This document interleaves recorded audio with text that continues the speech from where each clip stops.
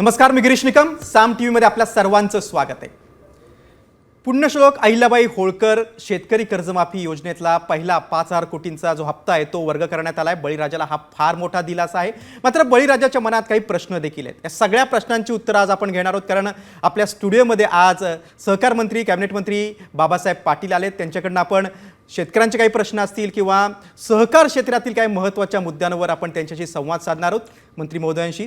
तर चला चर्चेला आपण सुरुवात करूया. सर, सामच्या स्टुडिओमध्ये तुमचं स्वागत आहे. नमस्ते, थँक्यू. बळीराजाला खूप मोठा दिलासा आहे. खूप मोठी कर्जमाफी योजना राज्य सरकारने घोषणा केलेली आहे आणि त्याची अंमलबजावणीला सुरुवात झाली. माझ्या मते 6 लाखांपेक्षा जास्त शेतकऱ्यांच्या खात्यात पैसे वर्ग झालेले आहेत. पण काहींच्या मनात प्रश्न आहे अटी शर्तींवरून, आणि जर शेतकऱ्याला अडचण आली तर त्यांनी संपर्क कुठे करावा? अटी शर्तीच्या संदर्भामध्ये मागल्या वेळी देखील अशाच प्रकारची एक कर्जमाफी केली होती.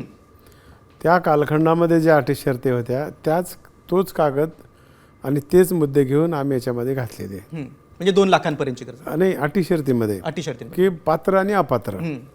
पहिला सुरू आपण शेतकऱ्याला 2 लाखापर्यंतच्या सगळ्याच कर्ज माफ होणार आहे आपलं, बरोबर, सरसकटच होणार आहे.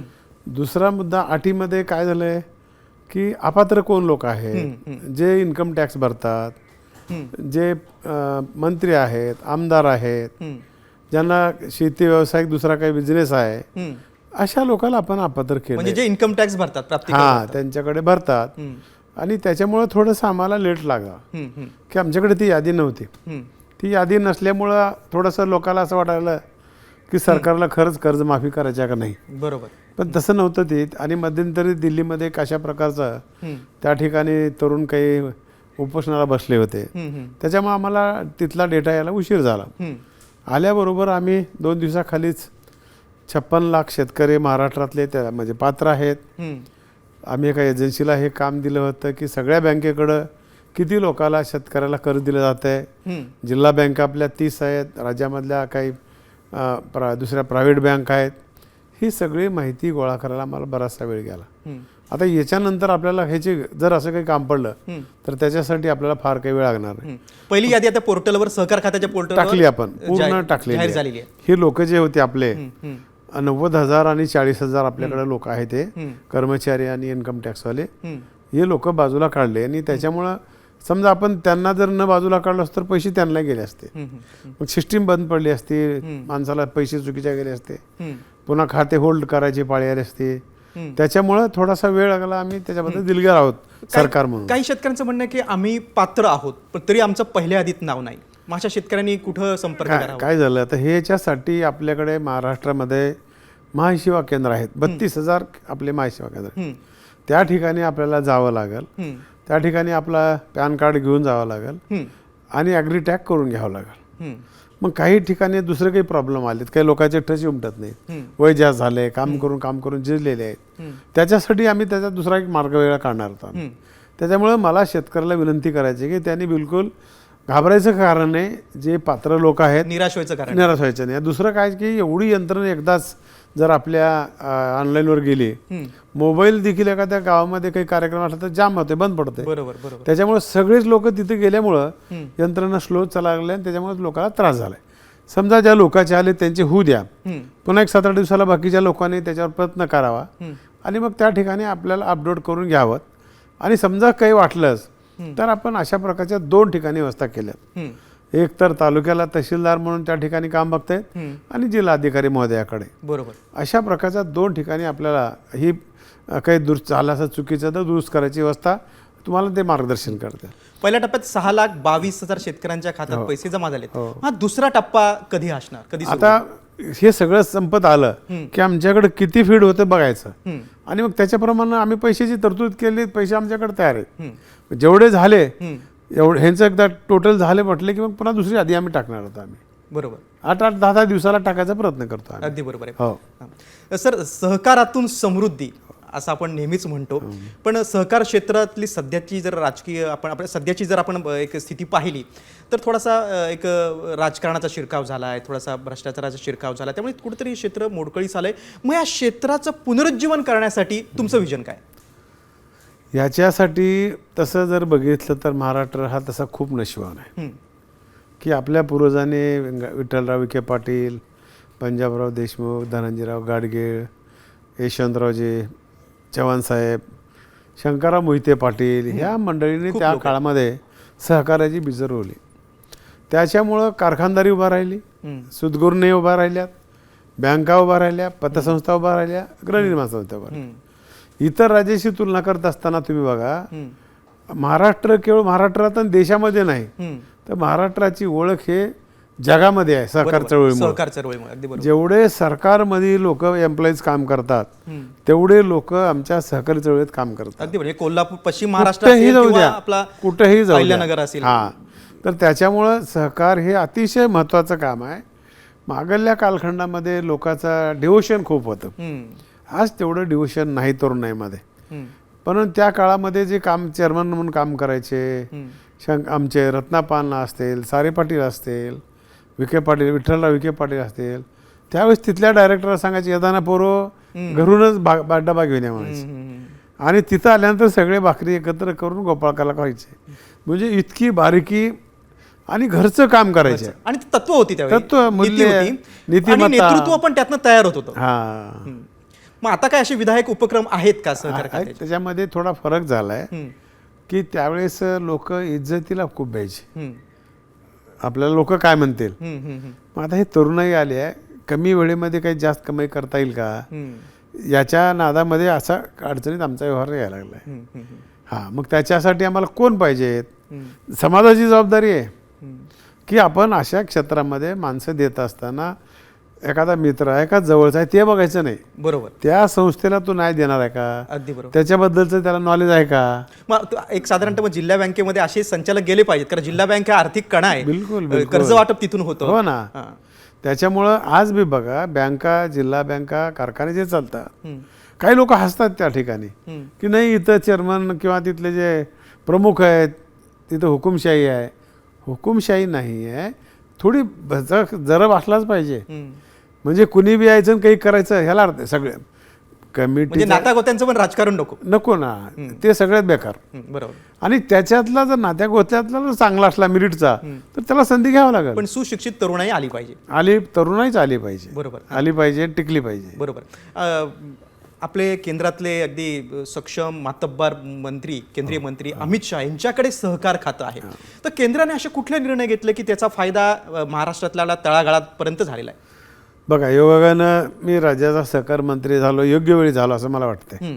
तसं त्याचं चित्र आमच्या अजितदादाला माझं श्रेय द्यावं लागेल, देवाभाऊला द्यावं लागेल, एकनाथराव शिंदे साहेबाला. या दोघांनी संमती दिली. बरोबर. संमती सगळ्याशिवाय तर होत नाही. बरोबर. आणि सहकार हे खातं आतापर्यंत पश्चिम महाराष्ट्रातल्या लोकांना द्यायची. बरोबर.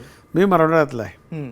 त्याच्यामुळं दादाच्या डोक्यात असं असेल वाटतं मला, कधी बोलले नाहीत किंवा आमच्याकडे विकास झाला आहे, आता आमच्याकडे संस्था उभारल्यात, आता आपण उपेक्षित लोकांना करावं म्हणून त्यांनी मला सहकार खातं दिलं. आणि माझं काम आहे आता की आता मराठवाडा असेल, विदर्भ असेल, खानदेश असेल, या भागामध्ये सहकारी चळवळीचं त्या ठिकाणी जाळं निर्माण करायचं. आता आम्ही असेल ते आणखी घट्ट करणं, तिथं लोकांना जाऊन मेळावे घेणे, घेतलेत मी मेळावे.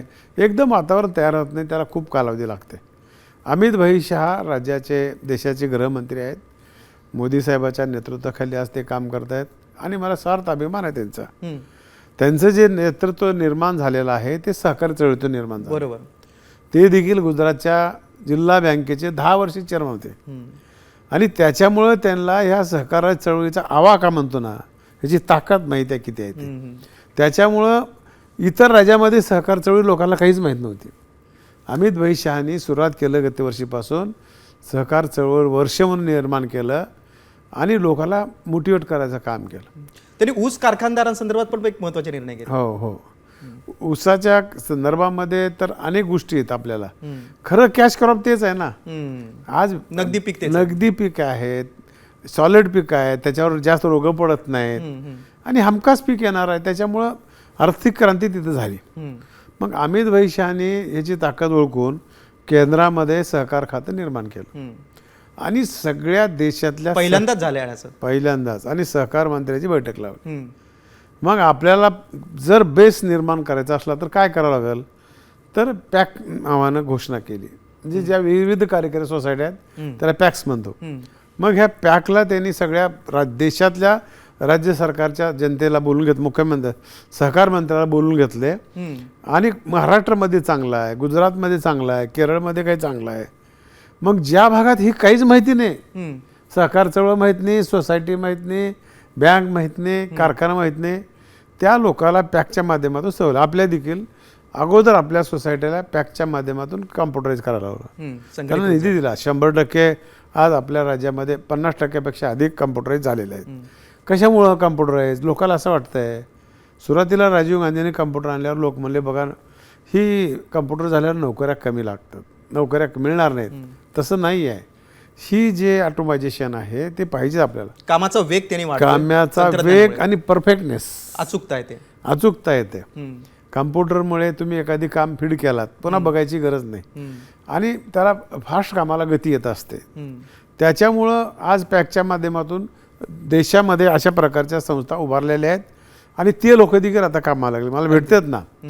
मग आपल्याकडे दूध डेऱ्यामुळं धवल क्रांती गुजरातमध्ये बघितलं. एका माणसाने त्यावेळेस स्वप्न बघितलं, वाटलं असेल का 1,00,000 कोटीच्या वर त्याचा दुधाचा टर्नओव्हर. पण कसं आहे, याच्यातला वेळ लागतंय, त्याच्यामध्ये लोकांचं डिव्होशन लागतंय आणि समाजाने देखील चांगले लोक त्याला निवडून दिले पाहिजेत आणि पाठवले पाहिजेत. त्याच्यामुळं आज बघतोय आपण अमित भाई शहाच्या धोरणामुळं अनेक राज्यामध्ये खूप ह्या सहकारी क्षेत्रामध्ये आणि ते 6 महिन्याला आढावा घेतात आमचा. मी पहिला गृहमंत्री बघितला असेल, 11 ते 5 वाजेपर्यंत आमच्यासोबत एक फोन घेतला नाही, एक फाईल आली नाही. पूर्ण समर्पित एवढं पूर्ण वेळ देऊन त्यांनी ऐकतात. एखादा मध्ये चुकीचं काही बोलत असलं, त्याला उत्तर द्यायचं असलं, त्यांच्याकडे माईक असतं, लगेच लावतात आणि सेक्रेटरी उनको आज शाम तक पूरा कर दे उनका म्हणतात. म्हणजे एवढे अलर्ट आहेत आणि त्याच्यामुळं सहकारी चळवळीला निश्चितपणे एक उभारी आलेली आहे किंवा एक बळ मिळालेलं आहे. कारखानदारीचं इन्कम टॅक्सचा मोठा प्रश्न होता, तो त्याचे पैसे वाचवले, 10,000 कोटीपेक्षा वाचवले. नितीन गडकरी सारखा माणूस देशामध्ये खातं जर त्यांचं नसलं तर त्यांना इथेनॉलबद्दलची, कारखानदारीबद्दलची, फ्युलबद्दलची माहिती आहे, सतत प्रयोग करत असतात. अगदी बरोबर. हे खूप बदल होतात. आणखीन एक मुद्दा म्हणजे आता सहकार मंत्र्यांशी संवाद सुरू आहे, चर्चा सुरू आहे आणि पतसंस्थांचा मुद्दा येणार ना असं होणार नाही. पतसंस्था म्हणजे आपल्या ग्रामीण भागाची एक अर्थवाहिनी आहे. मात्र गेल्या काही वर्षात आपण बघतो की पतसंस्था मोडकळीस आल्या, तिथे सुद्धा थोडासा भ्रष्टाचार किंवा काही संचालकांच्या चुकीच्या धोरणामुळे ठेवी अडकल्यात लोकांच्या. सामान्यांना खूप मोठा फटका बसतोय. त्यासाठी सहकार खातं काय करतं? सहकार खातं सक्षम आहे, सरकारचं कंट्रोल आहे. पण मध्यंतरीच्या काळामध्ये केंद्राकडून मल्टीस्टेट नावाच्या संस्था काढल्या. बरोबर. त्याच्यावर आमचं कंट्रोल नाहीच आहे. ओके. अजूनही नाही ना. आता आम्ही त्यांना तशा सूचना केल्या, त्याच्यामध्ये सुधारणा करायचं चालू आहे. लायसन्स तिथून घेतल्यामुळं ह्यांचं ऑडिट वेळेवर होत नाही, त्यांच्याकडे कोणी बघत नाही. त्याच्यापेक्षा मला जनतेला या आपल्या निमित्तानं आवाहन करायचे आहे किंवा तुम्ही थोड्याशा व्याजासाठी आमिषाला थोडक्या आयुष्यभराची कमाई केली आपण ठेवू नका. व्याज थोडं जास्त मिळतं म्हणून लोक 1% 2% हे करतात. मग आणि आयुष्यभराची पुंजी तिथे जाते. पुन्हा ते त्याचे जप्त्या करा. बरेच लोक मरून गेले, पैसे नाही भेटू शकत. या ठेवीला संरक्षण नाही सरकारकडून आहे. त्याच्यामध्ये बँकेमध्ये 5 लाखापर्यंत कव्हरेज असतंय आणि चुकीचे माणसं, मी जे पहिल्यापासून म्हणतोय की तिथे योग्य माणूस त्या खुर्ची बसला पाहिजे. त्यानं हे आमचं स्वतःचं हित आहे. लोक हातावर भाकरी चटणी खाऊन बँकेमध्ये पैसे ठेवतात. महिला आमच्याकडे काटकसर करून लेकराला पैसे देत नाहीत, आई वडील पैसे आमच्यात विश्वास ठेवतात. म्हणून ह्या गोष्टी पाळल्या पाहिजेत. कर्ज वितरण करत असताना त्याचे डॉक्युमेंटेशन करेक्ट आहेत का नाही ते बघितलं पाहिजे. त्याचे कॉस्ट किती बघितले पाहिजे. समजा त्याचा धंदा फेल झाला तर उद्या त्याची प्रॉपर्टी केली तर आपले पैसे तर आले पाहिजे. जामीनदार पक्के असले पाहिजेत. सहज काय करतो आपण कधी कधी घाईमध्ये 2 जामीनदार कोणतरी म्हणतो, चुकीच्या माणसाला कर्ज वाटप करतो. कर्ज वाटप केलंच पाहिजे. कर्ज ठेवून जमणार नाही आपल्याला, पण वाटप करायच्या म्हणून कुणाला देऊन जमणार नाही. त्याला खरंच गरज आहे का, त्यांना तो व्यवसाय करणार आहे, तो पोटेन्शियल आहे का, चालतोय का, उगा धंदा करायचा म्हणून करतोय का, त्या ठिकाणी सबसिडी घ्यायच्या म्हणून करतोय. ह्या सगळ्या गोष्टी आपण बघितल्या पाहिजे मॅनेजमेंट. अगदी बरोबर. आता तुम्ही जो आवाहन केलंय बघा, नक्कीच सामान्य लोक प्रतिसाद देतीलच. आणखीन एक महत्त्वाचा मुद्दा येतो तो म्हणजे अवैध सावकारी. म्हणजे गेल्या काही महिन्यातला जर डाटा बघितला तर सावकाराच्या जाचामुळे काही शेतकऱ्यांनी आत्महत्या केलेल्या आहेत. म्हणजे किडनी विकण्याची वेळ काही शेतकऱ्यांवर आलेली आहे. तर हा जो सावकारी पाश आहे, हे सावकाराचं जे दुष्ट चक्र आहे ते कसं भेदलं जाणार? त्या संदर्भामध्ये जे कायदा आहे हा पण त्याची कायदा आहे अंमलबजावणी त्याच्यामध्ये अजूनही बदल केला आहे. पूर्वी बँका कमी होत्या, शेतकरी राजे बँकेकडूनच कर्ज घ्यायचे. हम्म, सावकार की कधीच बंद पडत नाही. हम्म, त्याचं मूळ कारण की एखाद्या माणसाला शेतकऱ्याला डॉक्युमेंटेशन द्यायचं म्हणजे नको. बरोबर. पटकन पैसे मिळतात. पैसे पटकन मिळते, व्याज किती का घेणार हम्म, त्यावेळेस ती विचार करत नाही. ज्यावेळेस 2-3 वर्ष झाले की त्याचा डोंगर मोठा होत आहे. बरोबर. म्हणून प्रत्येक ज्याला व्यवसाय करायचे आहे, हम्म, ज्याला शेतीचं कर्ज घ्यायचं आहे, त्यांनी एक नाही 4 बँकेकडे फटके मारावं, चक्रा मारावं. आणि कमी व्याजाचं एवढ्या मोठ्या बँका आहेत ना आपल्याकडे. बरोबर. आज 10% कर्ज मिळतंय. दुसऱ्या बँकेमध्ये अजूनही कमी कर्ज मिळतंय 12%. मग सावकाराकडून 5 रुपये शेकड्यानं घेणं पैसे कुठल्या नियमात बसते सांगा ना.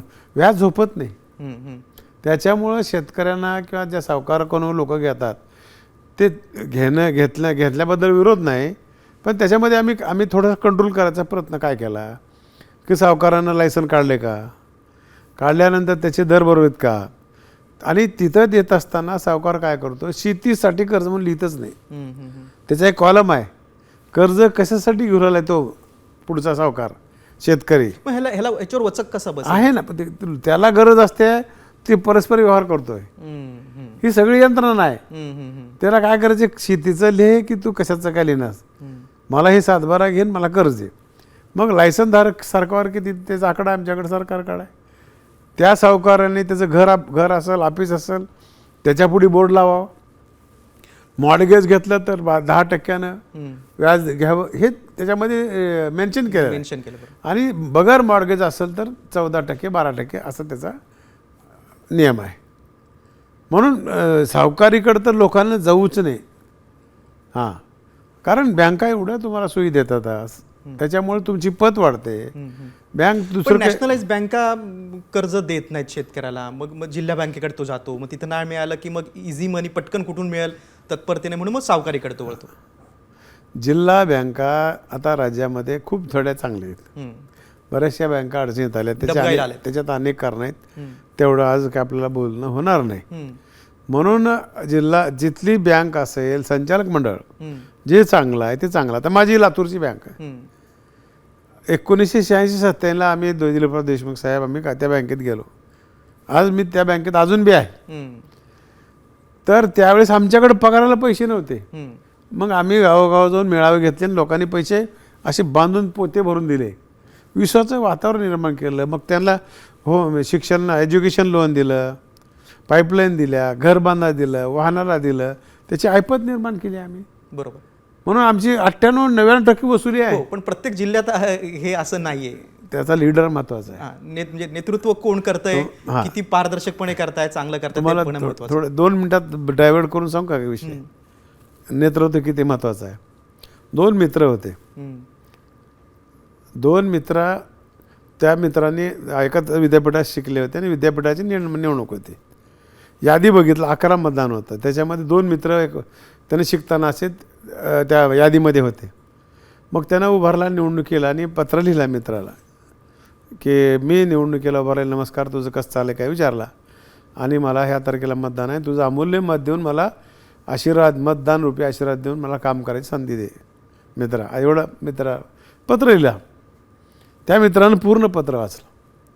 त्या पत्राचं उत्तर दिलं, हे महत्त्वाचं आहे. आज लोकांनी ऐकावं. त्यानं काय म्हणला, मित्रा, तू माझा मित्र आहेस, खूप स्वभावानं चांगला आहे, तुझ्यासाठी मी जीव देतो पण मतदान देणार नाही. बघा किती कठोर, म्हणजे भूमिका किती. बघा काय म्हणतो ते ना, तुझ्यासाठी मी जीव देतो पण तुला मतदान देणार नाही, कारण तू त्या पोस्टसाठी फिजिबल नाहीस. ही समाजामध्ये जागृती झाली पाहिजे. आपल्याकडे कसं अशी आदर्श भूमिका जर सगळ्यांनी घेतली तुमच्या म्हणण्याप्रमाणे तर त्या चांगलं नेतृत्व बँकेत पक्षी राजकारण नसतंय. मग सहकार क्षेत्रात पण असं नेतृत्व येईल, आलं पाहिजे, राजकारणात पण येईल, आणलं पाहिजे, त्याच्या पाठीमागे उभारलं पाहिजे आणि टिकवलं पाहिजे. खूप चांगलं उदाहरण तुम्ही दिलं. अनेक महत्त्वाच्या मुद्द्यांवर आपण बोललो. थोडं राजकारणाकडे आता वळूया आपण. विषय निघालाच आहे. तुम्ही अजित पवारांचे राष्ट्रवादी काँग्रेसचे अगदी ज्येष्ठ नेते आहात, कॅबिनेट मंत्री आहात. सध्या राष्ट्रवादीमध्ये अंतर्गत कलह आहे, तसे सूर मोडतोय. म्हणजे आता तर अशी मागणी झाली की सुनील तटकरेंना देखील हटवा. परत प्रशांत किशोर यांच्याशी सुनेत्रा पवारांची भेट झालेली आहे. या सगळ्या पार्श्वभूमीकडे तुम्ही कसं बघता? आमच्या पक्षामध्ये आम्ही सगळे आमदार आमच्या नेत्या सुनेत्रा वहिनीच्या पाठीमागं आम्ही ठाम मानून आहोत. कसल्याही प्रकारचा आमच्यामध्ये माद नाही. हे बाहेरच्याच बातम्या, बाहेरचेच सगळे प्रश्न आहेत. आम्ही आता काल देखील बसलो होतो, बहिणीकडे बसलो होतो. कोण प्रशांत आमच्या नेत्याला काढा म्हणणारा? आज तटकरे साहेबाचं देखील एवढं काम चांगलं आहे. मला सांगा, असा कुठला अध्यक्ष आहे महाराष्ट्रामध्ये त्या उमेदवाराचा, पडलेल्या उमेदवार माझ्या संदर्भात देखील त्यांनी बोलताना म्हणले, बाबासाहेब धन्यवाद, म्हणले अभिनंदन तुमचं, तुमच्या मतदारसंघ खूप टफ आहे. गेल्या वेळेस तुम्ही एवढ्या मतांना आलतात, यावेळेस तुम्ही सगळ्यात जास्त मतांना आलात. एवढं नॉलेज असलेला माणूस कोण आहे सांगा ना मला. हां, मग तिथं तू माम करणारा माणूस आहे. कोणतरी माणूस येऊन आम्हाला सांगतं की ह्याला काढा म्हणल्या, तुम्ही म्हणल्यावर म्हणत नाही, मी म्हणत नाही. ज्याला आपला सल्लागार आहे, सल्लागारानं सल्ला तेवढ्या पुरताच द्यावा सल्ला. पण अजितदादांच्या जाण्यानंतर एक पोकळी निर्माण झाली. खूप पोकळी भरून निघू शकणार नाही. माझं व्यक्तीचं नुकसान झालं, पक्षाचं झालं. अहो पक्षाचं काय बसलं, राज्याचं नुकसान झालं. दादा असते तर वेगळी परिस्थिती निर्माण झाली असते. आज मंत्रिमंडळ आमचं, अरे अर्थ खातं दादा सक्षमपणाने चालू होते. असे माणसं आज राज्यामध्ये अर्थ खातं, राज्याची माहिती असणारे खूप बोटावर म्हणणे एवढे आहेत. ते तुम्हालाही माहिती आहेत, मी सांगत बस. अगदी बरोबर. पण दोन्ही राष्ट्रवादीचं विलिनीकरणाचा मुद्दा देखील नेहमी वारंवार समोर येत असतो. तो माझ्या लेवलचा विषय नाही. मी आमदार, मंत्री आणि तितक्या खोलात मी जात बी नाही. जे काही माझ्यावर जबाबदारी ती करतो. वहिनी, तटकरे साहेब, प्रफुल्लभाई पटेल, छगन भुजबळ नेते, ज्येष्ठ नेते आमचे मुश्रीफ साहेब, हे सगळे बसून जे ठरवतील त्यासोबत आम्ही जाऊ. मुंडे साहेब आहेत आमचे. अगदी बरोबर आहे. आपण पुन्हा एकदा शेतकऱ्यांच्या मुद्द्याकडे बोलूया, राजकारणाकडनं. आत्ता सद्यस्थितीमध्ये जो पहिला हप्ता वर्ग झालेला आहे आणि दुसऱ्या हप्त्याची देखील आतुरता आहे, तर आत्ता तुम्ही शेतकऱ्यांसाठी काय आवाहन कराल? शेतकऱ्यांना मी आत्ता सांगितलं की ज्याचे काही नावं येत नाही त्यांना घाबरायचं कारण नाही. ह्या यादीत नाही तर दुसऱ्या यादीत येतील. आणि सगळी यंत्रणा आमची खाली आहे. तुम्हाला ते सगळ्या ग्रामपंचायतला यादी बघायला मिळेल, सोसायटीमध्ये बघायला मिळेल आणि तलाठी कार्यालयामध्ये मिळेल. म्हणून हे आमचे पूर्ण याद्या पूर्ण होईपर्यंत आम्ही आमची यंत्रणा, माझ्या खात्याच्या अधिकाराचं या ठिकाणी मी कौतुक करतो. आमचे प्रधान सचिव दराडे साहेब असतील किंवा सहकार आयुक्त असतील आणि सहकार विभागाचे अक्षरशः इतकं काम केलं त्या लोकांनी. हे सोपं कामच नाही आहे. त्या डोळ्यात तेल घालून या लोकांनी काम केलं आहे. म्हणून आम्हाला आमच्या सरकारने आणि आम्ही जे शब्द दिला आहे माझ्या शेतकरी राजाला, तो पूर्ण आम्हाला करायचा आहे. आता शेवटचा टप्पा जो राहिलेला आमचा, तो आमच्या काही शेतकऱ्याला आम्ही इन्सेंटिव्ह म्हणून द्यायचं ठरलं आहे, प्रामाणिक लोकांना प्रोत्साहन. पण त्याच्या देखील 8 नाही 8, पण ते आम्ही कधीपर्यंत देणार आहोत? मार्च 27 पर्यंत. आता काही लोकांचं काय झालं, काही खाते काढायचे पैसे जास्त आहेत, समजा 2.5 लाखाचे पैसे आहेत, त्यांनी पैसे वरचे भरले की आम्ही पैसे टाकणार आहोत.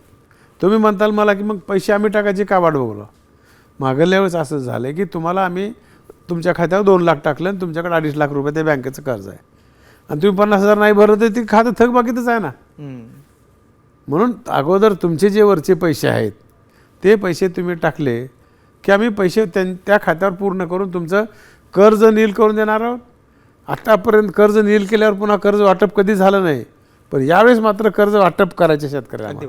महायुती सरकार नेहमी सांगतं की आमच्या केंद्रस्थानी, म्हणजे राज्याचा कारभार हाकताना, गाडा हाकताना राज्याचा आमच्या केंद्रस्थानी बळीराजा आहेच ना, महिला आहेत आणि तरुण देखील आहे. मग आपल्या आत्ताच्या या जेनझीला, आजच्या तरुणाईला सहकार खात्यात अशी काही योजना आहे का? खूप सांगितलं. एखादा सांगता येईल का आपल्या मुलाखतीत? अनेक योजना आहेत. आज पॅकचं सांगितलं मी. त्या गावामध्ये सोसायटी जर चांगली असेल, तिथं जर पोटेन्शियल असेल, तिथं गोडाऊन बांधायचं किंवा त्या ठिकाणी खताचं दुकान चालतंय का, गारमेंटचा व्यवसाय करायचा, कुक्कुटपालन, अनेक व्यवसाय आहेत. एवढी मोठी इंडस्ट्री, आपला देश तसा कृषीप्रधान देश आहे. बरोबर. म्हणून सरकारनं देखील आपल्याला राज्याची अर्थव्यवस्था $1 ट्रिलियन करायची आणि देशाची $5 ट्रिलियन. तर सरकारनं देखील याच्यासाठी मशिनरीसाठी पैसे जास्त दिले पाहिजेत. शेतीला भांडवल खर्च म्हणून लागणार आहे तो देखील दिला पाहिजेत. आणि सरकारमध्येच मी आहे. माझा एखादा तरुण एखादी दाल मिल टाकला किंवा स्टोन केशर टाकला किंवा पोल्ट्री टाकला, त्याला सबसिडीची योजना आहे आमच्याकडे. बरोबर. पण मी देखील सरकारला देखील याच्यात सूचना करणार आहे की माझा व्यवसाय सुरू झाला की त्याला लगेच चेक दिला पाहिजे, लगेच तत्काळ, लगेच त्याचा व्यवसाय आज चालू झाला की त्याला पैसे सबसिडी मिळाले पाहिजे. त्याच्यामध्ये शेतीपूरक पण उद्योग आहेत ना. हे सगळे कुक्कुटपालन आहे, मच्छी पालन आहे, शेळी पालन आहे, दूध डेअरी आहे, खूप लोक आहेत. आणि आपल्या देशातले 20,000 उद्योजक परदेशात गेलेत. आपण बाहेरून आणतो म्हणतो ना, बाहेरून आणण्यापेक्षा आधी 20,000ची यादी घ्यावं. का गेलेत म्हणून त्यांना विचारावं. पण दुसऱ्याला बोलून घ्यायचं, त्याला जमीन द्यायची, त्याला लाईट द्यायची, त्याला पाणी देण्यापेक्षा आपल्या देशातल्या आपल्याच राज्यातल्या लोक जर उद्योजकाला प्रॉपर जर काम कर, लायसन पाहिजे, ऑनलाईन पाहिजे, त्याला कागद भेटला की त्यानं तिकडून डायरेक्ट त्याचं लायसन पाठवून द्यावं लागेल. ह्याच्यामध्ये आम्हाला सुटसुटीतपणा करावा लागेल. बरोबर. म्हणजे ह्या लोकाला काम लागेल आम्हाला. अगदी बरोबर. आणि सहकार क्षेत्राचा असा आहे की तरुणाला आता पुढचा जो प्रश्न आहे आपला देशातला निवडणुकीतला, सगळ्यात महत्त्वाचा तरुणाच्या नोकरीचा आहे. अगदी बरोबर. मला एकीकडे असं म्हणत असताना आमचे तरुण देखील तयार नाहीत काम करायला. मी माझ्या गावामध्ये मुलाखत घेतली, 4-5 कंपन्या आणल्या होत्या. 1000पैकी 500 लोक त्यांनी, 1000 लोक होते वेल क्वालिफाईड, 500 लोकायला त्यांनी सिलेक्ट केलं आणि 76 लोकच गेली. म्हणजे आमची तयारी नाही. आणि आम्हाला शिक्षण देत असताना देखील 8वीपासून वडिलांनी आणि मुलांनी ठरवावं लागेल की आम्हाला काय करायचे. आपलं काय झालं आहे, त्यानं 12वी झाल्यानंतर ग्रॅज्युएट झाल्यावर ठरते. मग ग्रॅज्युएट झाला, MA झाला, MAd झाला, आणि तो म्हणतो ना बँकेत नोकरी लावा. त्याला बँकेत नोकरी कशी लागेल, त्याला अकाउंटेबिलिटी माहिती आहे का, त्याला बॅलन्स शीट माहिती आहे का, तसं शिक्षण पाहिजे. येत नाही. त्याला अगोदर त्याला काय आवड आहे, अगोदर पालकांना आणि मुलांनी अगोदर आपली आवड काय आणि त्याच्यानंतर बुद्ध्यांक काय, अगदी ते त्याच्यानंतर आपण ठरवलं. अगदी अगदी बरोबर. एवढे सगळ्या मुद्द्यांवर बोलताना आणखीन एक मुद्दा प्रकर्षाने माझं लक्ष जातं, ते म्हणजे शेतकऱ्यांसाठी दुग्ध व्यवसाय खूप महत्त्वाचा, खूप महत्त्वाचा आहे. एक म्हणतो ना आपण, एक ग्रामीण भागातलं अर्थकारणला एक महत्त्वाचा घटक आहे. तर या ज्या काही दुग्ध व्यवसाय संबंधित काही सोसायट्या आहेत, काही मोठ्या संस्था आहेत, त्याचं सक्षमीकरण करण्यासाठी सहकार खातं काय करते? बघा, केलं मागल्या काळामध्ये अशा व्यवस्था नव्हती, एवढं आमच्याकडे टेक्निक नव्हतं. आमच्या शेतकऱ्याचे पैसे एखादा चेअरमन त्याच्या प्रपंचात वापरायचा. आले की, आणि मग ते पैसे त्याला जोड व्हायचे नाही, तुम्हाला पैसे जायचे नाहीत, मग तुमचं सगळं आर्थिक नियोजन बिघडून जायचं. आता मात्र तसं नाही. आता सगळं ऑनलाईन झालं आहे.